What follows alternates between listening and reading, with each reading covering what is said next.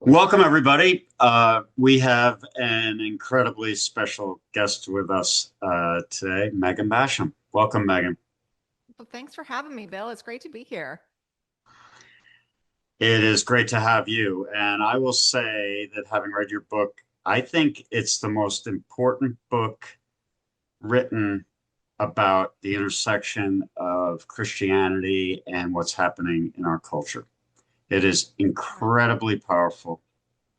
It deals with every major issue and how the left has infiltrated so many different places and organizations to really change the narrative and to try and change the narrative in the Christian world. So would love to dive into the book and your experience in writing it because it's Yeah.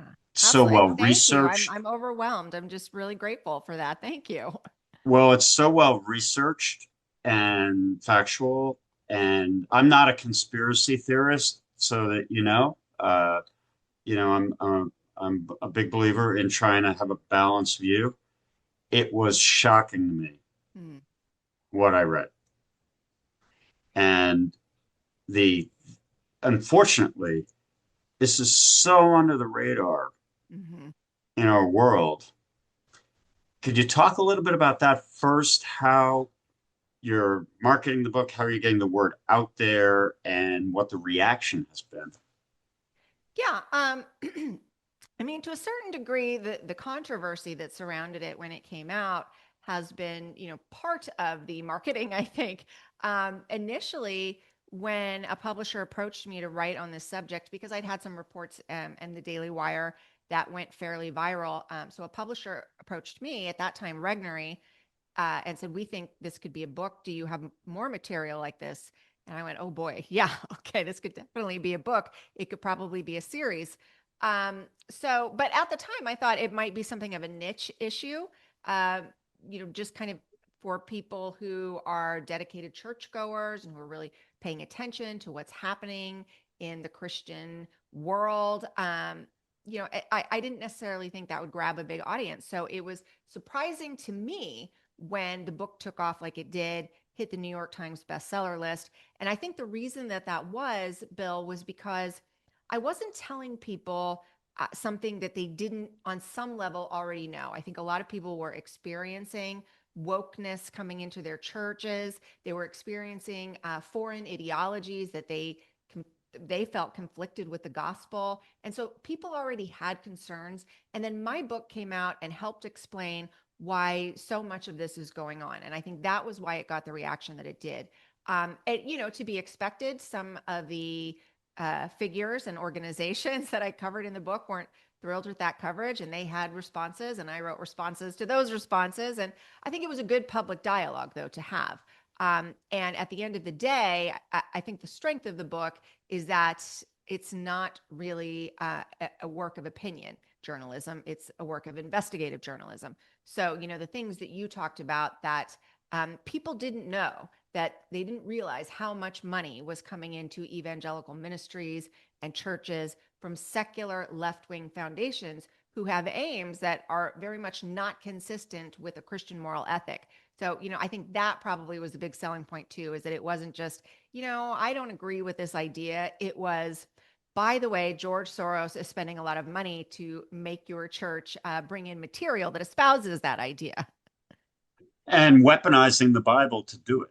Yes, and absolutely. and and really and we'll get to that, and I'd love to get to that in a moment, but I think that from great American media and from my point of view, the New York Times bestseller list, as popular and as successful as the book has been, and congratulations on all of that success, for our audience who isn't maybe as focused on the political narrative and dialogue, and uh, may have missed a lot of this conversation. And I consider myself fairly well educated on what's happening in the political landscape.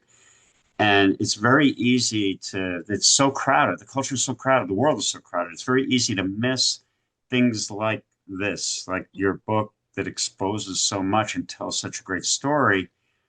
And so, I think it's so important for our community Hmm. to embrace this and to understand what's really happening because because like you outlined the book and like you get from a lot of individuals who you interview, they're talking about the change, but they don't understand why. And when you understand why, I feel like it becomes so much more powerful story in terms of fighting back.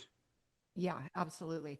And I think that that was what I heard from a lot of the people that I did interview, and that was something that I wanted to do was give real experiences to these conflicts within the church that we were talking about. So, I had a couple who lived in LA, and you'll appreciate this. They were working in Oh, the I know. entertainment Yeah. industry. Yeah, Yes. he was working for Disney, in fact, and they were looking for churches out there, and even the most doctrinally sound church they could find, they were shocked when the women's ministry suggested, "Hey, let's join the women's march with the pink hats." Right. And I mean, we all know what some of that symbolism represents, and it's nothing godly. So they were shocked by that. And I had people who were telling me, um, I had to go to events at my church where I, as a white person, was told you can't speak. We're going to have these events that are extremely divisive and hostile, and you are going to sit there and kind of go through something of a struggle session because of your white skin. I mean, these And things then were stand so, up and apologize. yes, absolutely. And it was so shocking to people to experience things like that. And then on the softer side, there were things that were biblically debatable. Like I think, okay, is the degree to which climate may be impacted by human activity something that Christians can disagree on? I think that is. I think we can disagree on what our immigration policy should be. So the issue wasn't that, some Christians have taken up a more progressive position on those issues. The issue was that they're not aware of how, as I said, the left-wing foundations are pushing that material into churches. So, in the case of something like climate change, you had an evangelical astroturf organization set up, the Evangelical Environmental Network, and all of these large foundations, the Tides Foundation, the Hewlett Foundation, which is one of the largest funders of abortion in the country.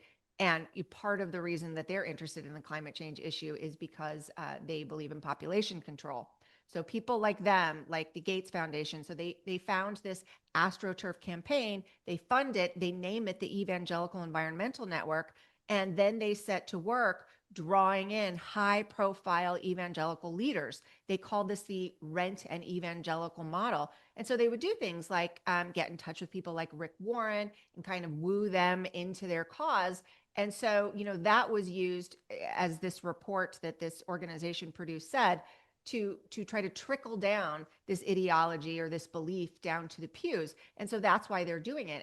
And we're talking about millions and millions of dollars coming from, just one of these organizations, the Evangelical Environmental Network, to create curriculum that goes into churches that tries to convince legislators, and this is really key, to convince legislators that that all important evangelical base wants them to vote for something like emissions restrictions, cap and trade legislation. And so, Mr. Montana senator or someone like that sits there and goes, well, I don't want to lose my evangelical constituency. So it's convincing them that they want to back this piece of climate legislation or immigration legislation. So that's the concern there. And then love your neighbor is a big piece of that. That if you're really going to love your neighbor, you're not going to drive an SUV, which is going to, potentially create all kinds of problems for your neighbor. And I'd say, in terms of weaponizing the Bible and taking, as you write so brilliantly in the book, taking different pieces and cherry picking parts of it and using those passages is a big part of the strategy. Yeah, and I kind of joke in the book that the love your neighbor um, terminology has become sort of the only defense. It's a catch-all phrase that they use to defend anything. And when I say anything, I mean, after it was used in the COVID campaign, say you have to love your neighbor, get the shot. Right. Um, we then saw very liberal politicians using it in abhorrent ways that are absolutely blasphemous. So, to just give you one example, Gavin Newsom then put up billboards saying, promoting their abortion in Texas, because Texas has enacted laws to protect the unborn. So California Governor Gavin Newsom put up these billboards that said they were going to welcome people to come get abortions in California because they want to love their neighbors. Um, I mean, just horrific. And we're seeing it right now in the Senate campaign of James Tallarico there in Texas. We see somebody adopting the terminology love your neighbor, and they're using it to defend abhorrent things like, putting abortion clinics in federal courthouses, to administering transgender surgeries and medications to children. So these are the kind of things that they're trying to promote with love your neighbor. And so that's why it's so important to people have critical thinking about this, because we have to remember God defines what love is. So you don't know how to love your neighbor until you know how God defines love. And we have to define that then by a biblical standard, which absolutely rejects those kinds of things they're promoting. So, that it's been wild to see the James Tallarico ride. And a friend of mine joked that people like George Soros have been spending a lot of money for years to try to get a James Tallarico. And now they feel like they have that. So, that has been the goal from these organizations, that they have been very clear that, what we want to do is shift doctrine within these conservative evangelical churches so they don't pose an obstacle to our policy program anymore. Really unbelievable. And, I mean, we could spend an hour on each of these topics because they're so deep and it's so pervasive. The movement to, really change the thinking of evangelicals. And you really outline well how powerful the voting bloc is, Mm-hmm. the evangelical voting bloc, and why that makes it so important and such a big agenda item for the left and the socialists and Marxists that are trying to take over the country. Yeah, and they know that evangelicals are incredibly important, and you will see left wing, or at least left leaning publications like the Atlantic. They openly acknowledge and call evangelicals the most powerful voting bloc, Yep. and that is because, one, we are reliable and we are conservative and we are consistent in our views. And the GOP, which is the party that aligns most with biblical ethics, which is not to say that the GOP is synonymous. That's the thing you always have to say is, look, no one's saying that they're synonymous. No one's saying that, the church and the Republican Party are the same. We're just saying that one side aligns more with the biblical ethic than the other. And so, when you look at that, you suddenly have to realize that we cannot have this third way argument. We have to acknowledge that one side is better than the other. And I think that's been uncomfortable for pastors in the church to do for a long time. But if we don't acknowledge that, are you really going to take Christ with you down the road of mutilating children? Are you going to take Christ with you down the road of things like Black Lives Matter marches? And in a lot of cases, we did see them try to take Christ with them. But, anybody with even a passing familiarity with scripture understands how much these movements and these ideas conflict with scripture. But I think the problem is we have, even within the church, a biblical illiteracy problem. So you do have people who don't It- know what scripture says. And so they're easily absolutely. duped. Could you talk about the Southern Baptist Convention a little bit and how that, that the effort there has, really uh, been so, again, so strong and pervasive? Yeah, so I do talk about the Southern Baptist Convention a lot in the book, and that's really because it's unavoidable. They are sort of the biggest elephant in the room for evangelicals and various denominations.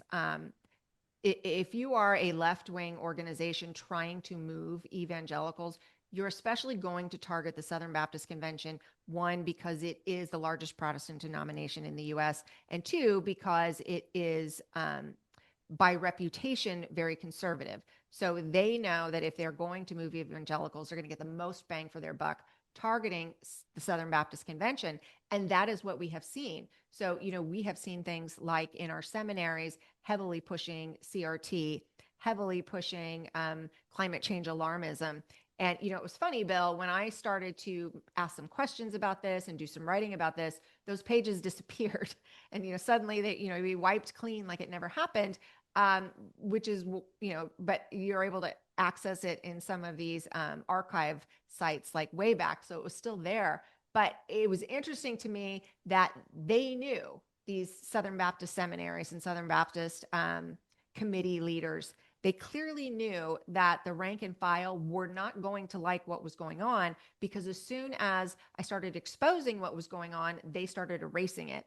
So, it's been an ongoing fight for the Southern Baptist Convention. I don't know. I don't know if it really survives because of so much of this politicking. And I won't go deep in the weeds on this, but they got caught up in the Me Too ideology and made some very foolish choices. And they've opened themselves up to massive lawsuits. And people are looking at it now going, we don't even know if the Southern Baptist Convention will survive. But in the meantime, there is an ongoing problem of just accommodation for liberalism and for separation within the Southern Baptist Convention. I can give you, I write about this in the book, Bill, but I can give you a more current example right now. They are doing a conference for Black families and Black pastors, but only for Black families and Black pastors. Why would you do a conference within the Southern Baptist Convention that is only for one ethnicity when, there is no Greek, there is no Jew, we are all one in Christ? And I think when you look at that and say, okay, would you do something like this for another ethnicity? Would you have a white pastors and white families conference? I don't think you would. And so these problems are ongoing. We also see it in the Presbyterian Church in America. They are having these, what they call affinity groups at some churches. And what that means is it's essentially small group Bible studies that are only for one ethnicity, whether Hispanic, Black, or Asian. Now, again, they don't have one that is a white affinity group. And I don't think they should. I don't think we should have Right. these kind of Yeah. superficial separations. So this is an ongoing issue that, is just in addition to what I cover in the book. It's this is also remarkable and so under the radar, and I know in the political world it's obviously, you've exposed so much of it, but it's just, again, I can't emphasize how important it is for the average citizen to understand these pieces and these elements, that this isn't just a rediscovering and a really visiting of the Bible and biblical teaching, that this is a concerted effort to change the way people think by And people in who, some of those documents, they will directly talk about that. yeah, right. In my chapter on the LGBT movement and its incursion into the church, and how a very large foundation called the Arcus Foundation, which is, I don't know if it still is, but a couple of years ago, at the time I was writing the book, it was the largest grant maker for LGBTQ causes in the world. So, Hmm. that group started pushing money into, again, these evangelical and Protestant front groups.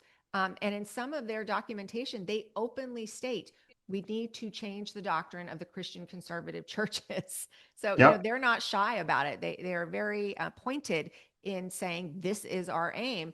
And what's frightening to me, Bill, is that not only do they say this is our aim, but as they're putting money into these causes, they have things like Pastors in Process, which is a confidential secret group to help pastors move their biblically faithful churches in an LGBT affirming direction.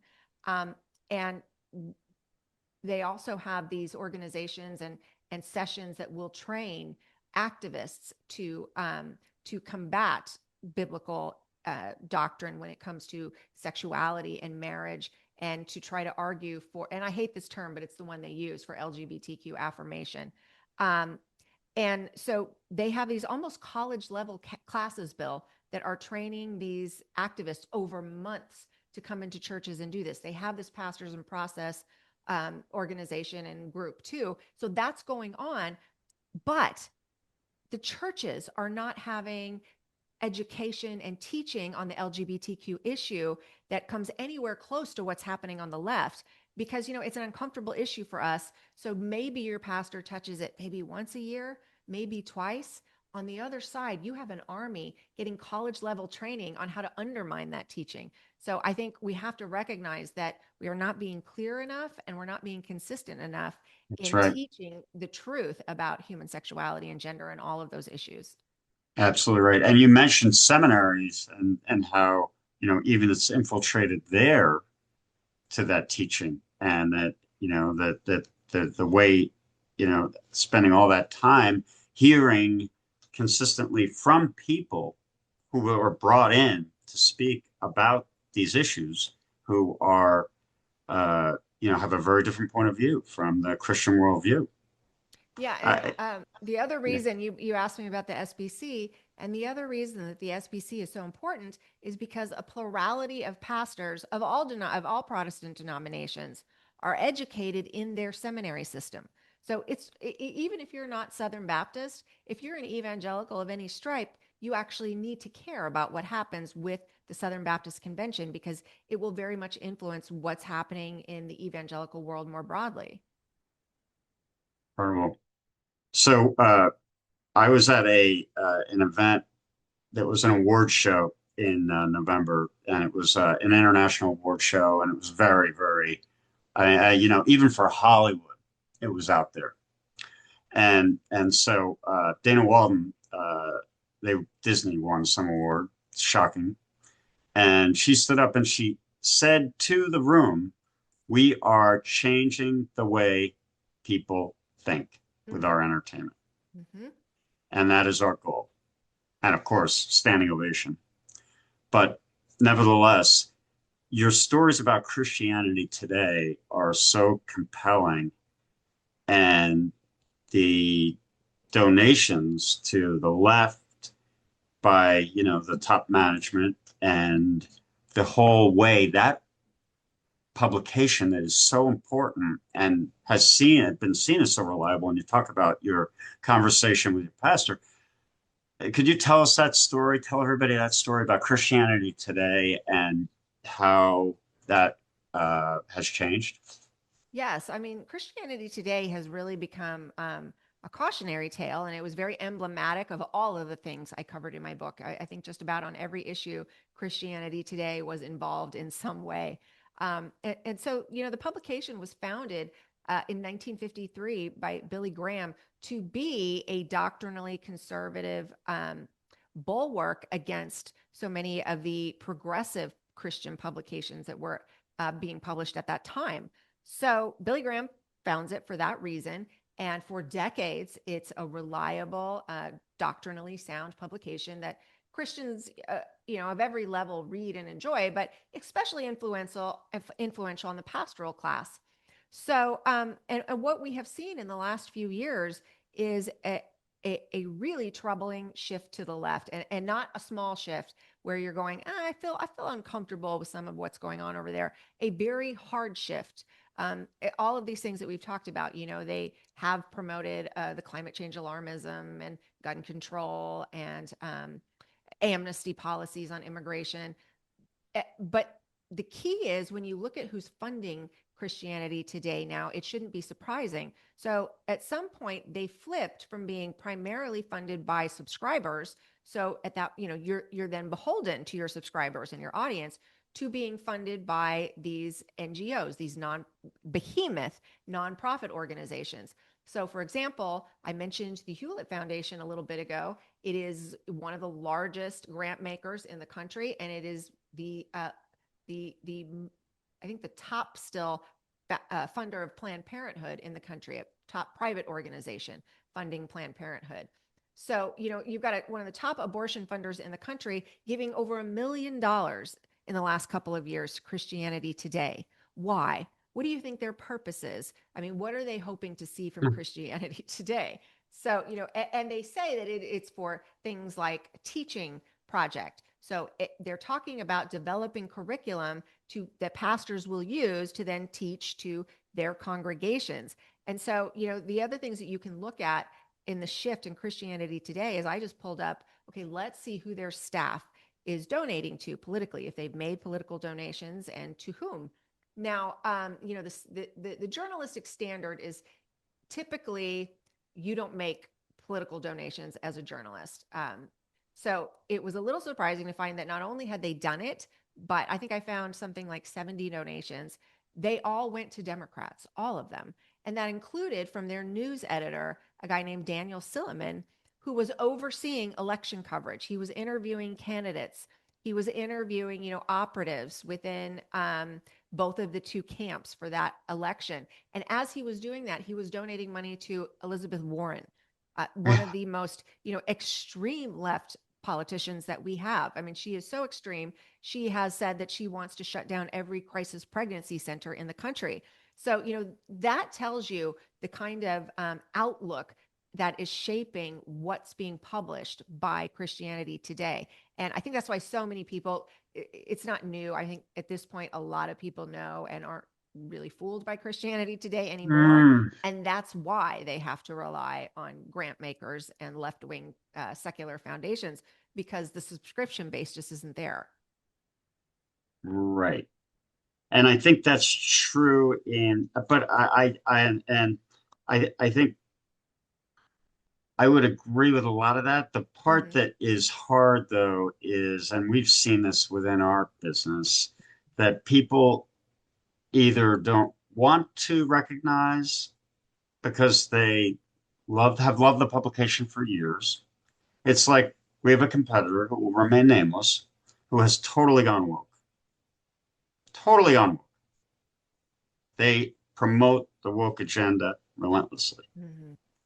Yet, so many of our viewers still watch it, and they'll look away when there's something uncomfortable. But the reality is that it is very hard to get people to give up something that they've been very loyal to, unless it is overtly, really making a statement that is changing. And it's interesting. So there was one piece that you talk a lot about, the evangelical immigration table, Mm-hmm. which is so crafty in the way they define their message and their agenda, and the way they frame up the Bible and the way they talk about immigration, that, I mean, because they give a little bit in terms of, well, certainly we want to follow the law, but at the same time, we want to love our neighbor. And loving our neighbor is where you, I think, where again, weaponizing the Bible Right. to teach and train and indoctrinate people into the message. And they do it in such a way, in my opinion, that it makes it hard for the average person who's busy with a million other Yeah. things and doesn't have the time to sit and analyze, exactly what's happening. It can take years for that, for the overall understanding of what's happening to really, and not even understand what's happening, to understand how something shifted, for it to really have an impact. Yeah, You, I mean, I think that's true for the pastoral class. I feel like the rank and file, ordinary Christians, and we can have a really long discussion on why this is. They've yeah, kind of washed their yeah, hands of yeah, Christianity today, but right, it is the pastoral and leadership class that I think is still, yes, in the way you describe that, they still have that loyalty to the publication, and it's maybe also something like muscle memory. You're just used to that. You read it, and right. it's part of your life, and that And that what is else is out there to replace it? exactly there. I mean, there's nothing out there. I mean, some people might say the Gospel Coalition, but it has very similar problems to Christianity Today, if not as extreme. So there really isn't. World Magazine does some good work, and I like them. But you're right. We need more that is countering that in terms of Christian journalism and opinion writing. So hopefully we do see more of that in the future. I'm trying to bring more of it. So I would love to see a lot more young journalists come join me.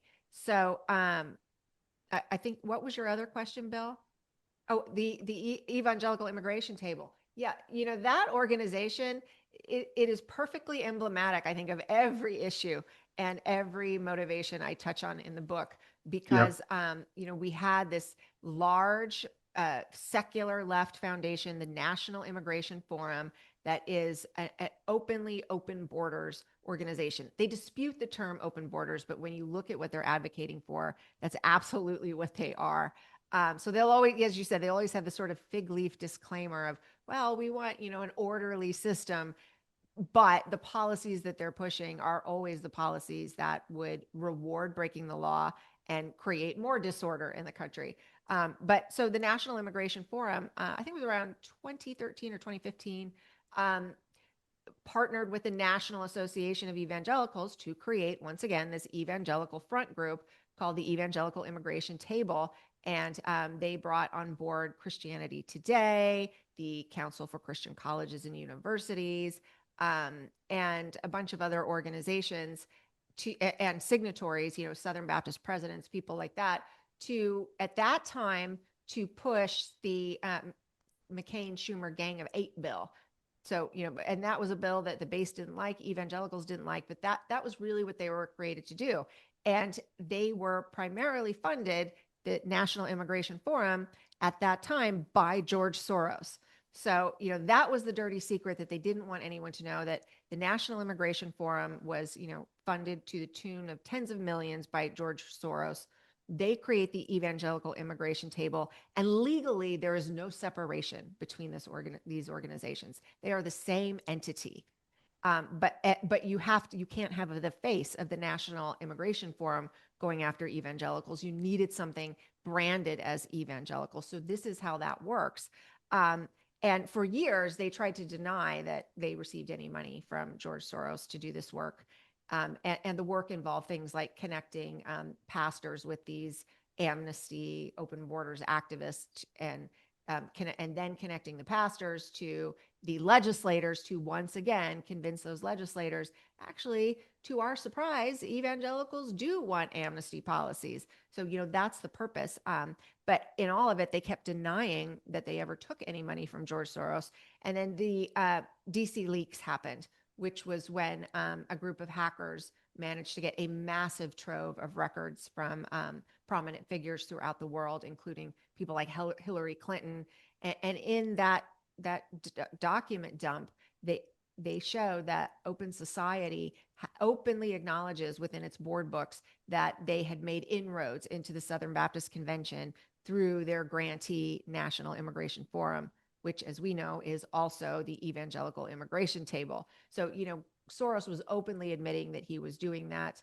And that is why I think, at that point, it became really important for them to deny it. I think that was the first, sort of big story where there was this recognition that these secular foundations were involving themselves in church business to that degree. And it was really important for them to deny it, because the work that they were doing on the ground, making the kind of Bible studies that you're talking about, that they're cherry picking verses where they would, pick welcome the stranger, but they wouldn't mention, okay, if you actually want to try to apply the rules of the Old Testament to our current immigration forum, there would, these people would have to agree to become Christian. They would have to, assimilate in ways we can't even conceive of today. So, it's very manipulative material funded by George Soros going into churches. And that was the thing that no one knew. And when it came out, a few people actually did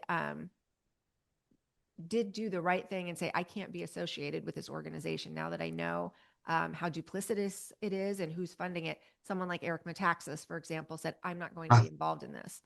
And I've spoken to others. And that's that was an incredible story. And Yeah. Eric is so bright. And could you, just quickly tell that one, the story of Eric and Yeah. So signing? as I said, they, in the documents that came out with this group, they said that their aim was to, they said, collect prominent evangelicals, get them to voice the support for these policies, and then they would hope that would trickle down. And so obviously, someone like Eric Metaxas was and is a great luminary on the evangelical landscape.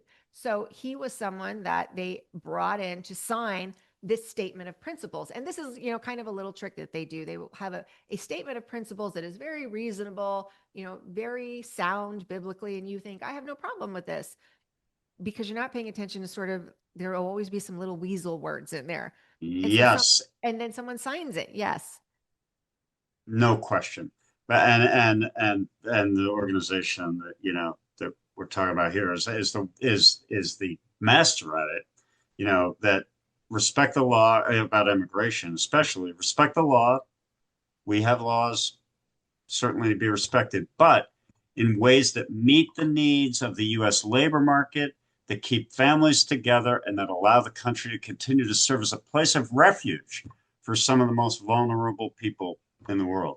Yes, absolutely, Bill. And I think Eric, it was what was so great about what he did is when he realized, okay, I signed this reasonable statement of principles, but this reasonable statement of principles was then used to try to convince the legislators that, well, look who signed this, therefore this bill. There was Sure. nothing about the bill in the statement of principles that someone like Eric Metaxas signed, but it's then used to try to push a piece of legislation. And so, when he figured out that, and the Soros backing, and that was where the funding was coming from, he told them, I can't be Of involved in course. this. I need to step away. And I don't agree with what you're trying to do with this organization. And he said it publicly. And I think that's so Yeah. important, is Yes. that, too often when there's this kind of corruption or these kind of concerns, you don't want to be obnoxious and unnecessarily quarrelsome, but it is important to follow Ephesians 5 and expose deeds of darkness so that other people understand that it's going on and they can be forewarned. Exactly. So one other one I have to ask you about is when with climate change and the Mm-hmm. bumper sticker of what would Jesus drive? Uh, Again, trying to cite, biblical principles to flip the narrative. Could you tell our viewers a story about that whole campaign? Yeah, as I was writing the book, it was interesting how much the immigration issue and the climate change issue dovetailed, because the exact same tactics were used in both. So, as I said, the front group, the evangelical environment, and they always put evangelical in the title, so you're sure Yeah. that they really want you to know we're one of you. Um, the Huh. Evangelical Environmental Network, they conceived this idea, this campaign, that they were going to bring in churches, they were going to bring in, big ministries and well-known prominent figures. And the crux of the campaign, they did a lot of curriculum and other things, but what got a lot of attention was this "What would Jesus drive?" bumper sticker, and it was to support legislation that would have restricted driving SUVs. So essentially, they're making the argument that Jesus doesn't want you to drive an SUV, which, I mean, it's comical when you think about it. You go, where in scripture do you pull an idea like that? But Yeah, and how do you get your kids love your neighbor? How do you get your kids to soccer practice, as you point out in the book? right. You know, And that's the truth, that, one, large families need those vehicles. They're safer. yeah, And, right. so there's a million reasons we could talk about why someone might choose an SUV, but their purpose was very much to suggest that Jesus would not choose an SUV. Um, So I didn't really work in the church, that particular campaign, but it did work at creating a lot of media attention. Well, you also point out four markets that they really tried to infiltrate, which was fascinating because of the evangelical elite, the perception and the feeling that Charlotte, St. Louis, Des Right. Moines, and Indianapolis would be particularly influential. And it's brilliant. Our number one challenge at Great American Family and Pure Flix is awareness and Yeah. creating awareness and getting people to be passionate about to just know what we do. Because when they know what we do and they know who we are and they know what our content is and stands for, they love it. But driving awareness is very hard. So Yeah. looking at this and comparing how they go about infiltrating these organizations and who they get to, and follow the money is always a story, but starting at the top and then the grassroots part of it too, it's really revolting, is what it is. I mean, it's brilliant. It's like you don't want to. Donald Trump always says, "Don't call, the mastermind, the person who blows up that. Don't call him a mastermind because it just encourages it." But Right. in this case, it's just so strategically smart that it's very scary. It is very much. And I really wanted pastors to be aware of how this was happening because, Yes, I told people, look, if you see something like this in your church, because that's a question I get all the time. What if I see this in my church? And I'm like, right. well, don't blow up your pastor. Don't, just leave in a huff because a lot of times they're not aware. A friend calls them who they trust and like and says, hey, I've got this, again, statement of principles. Do you want to sign it? And the pastor just thinks, oh, my friend is advocating for this. It's got to be a solid thing. And so they do it. And they have no idea who's backing it or where it's coming from. So, that was why it was so important to me to make sure that pastors knew about this because, they need to understand you are a target for this. You are sitting there. They have openly said, we want to get to you. And you need to really consider that even today, as secular as we think we are, pastors and ministry leaders are still the moral voice of this country, which is why you will see the New York Times or Washington Post running every time they can. If they can get someone who's recognized as a sound, doctrinally sound pastor to say something that will be critical of the political right or endorse something on the political left, they won't wait a minute to publish those remarks. And that shows us that they recognize how important the pastoral class is, and that even today, yes, they do shape everyone's, your ordinary average citizen's view of what is moral and what's acceptable. No doubt about it.